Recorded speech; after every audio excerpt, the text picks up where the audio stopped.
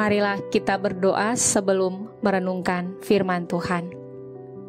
Terima kasih Tuhan, anugerah-Mu bagi kami di hari ini. Jadikanlah kami pribadi yang lebih baik saat kami dapat dengan setia dan bertekun melakukan kehendak firman-Mu. Berkatilah kami yang hendak merenungkannya. Amin. Renungan Harian Keluarga, Rabu 29 Maret 2023.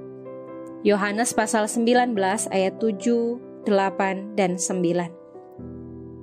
Jawab orang-orang Yahudi itu kepadanya, "Kami mempunyai hukum, dan menurut hukum itu, ia harus mati, sebab ia menganggap dirinya sebagai anak Allah." Ketika Pilatus mendengar perkataan itu, bertambah takutlah ia. Lalu ia masuk pula ke dalam gedung pengadilan dan berkata kepada Yesus, "Dari manakah asalmu?" Tetapi Yesus tidak memberi jawab kepadanya. Judul renungan hari ini, hukuman mati karena menghujat Tuhan. Vonis hukuman mati yang diserukan oleh orang-orang Yahudi kepada Yesus Kristus ternyata bersumber dari hukum Taurat. Bagi orang yang menghujat nama Tuhan Allah dihukum mati. Bandingkan Imamat pasal 24 ayat 16. Hal ini mengemuka dari jawaban Yesus Kristus ketika ia diadili di hadapan mahkamah agama. Mulai sekarang, anak manusia sudah duduk di sebelah kanan Allah yang Maha Kuasa. Lukas pasal 22 ayat 69. Orang-orang Yahudi kemudian menafsirkan bahwa Yesus Kristus mengklaim dirinya sebagai anak Allah, sehingga sudah sepantasnya ia dihukum mati.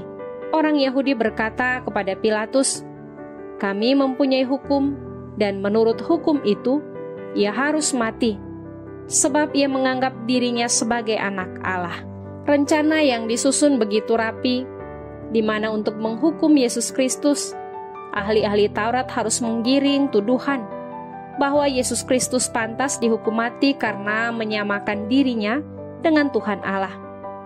Yesus Kristus memang benar adalah anak Allah, tetapi banyak orang sudah tidak lagi peduli dengannya.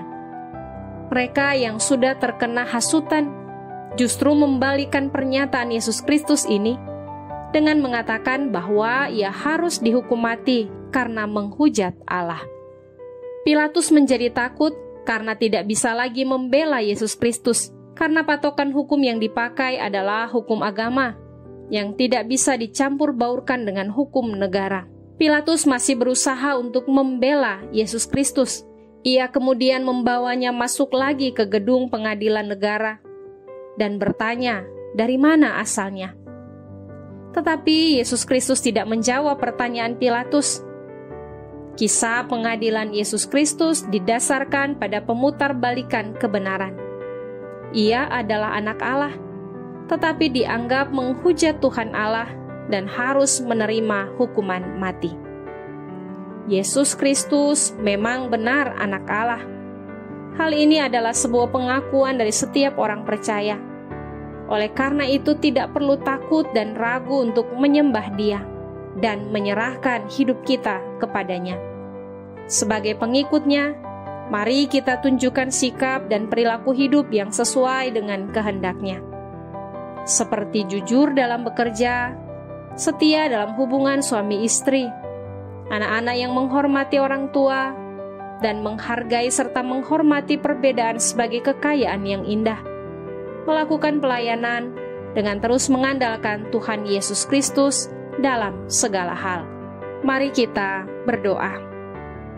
Ya Tuhan Allah, pertetapkanlah langkah iman kami untuk tetap mengaku Yesus Kristus sebagai anak Allah yang menyatakan kasih dan kuasa-Mu, sehingga kami memperoleh keselamatan kekal. Dalam nama Tuhan Yesus Kristus, kami berdoa. Amin.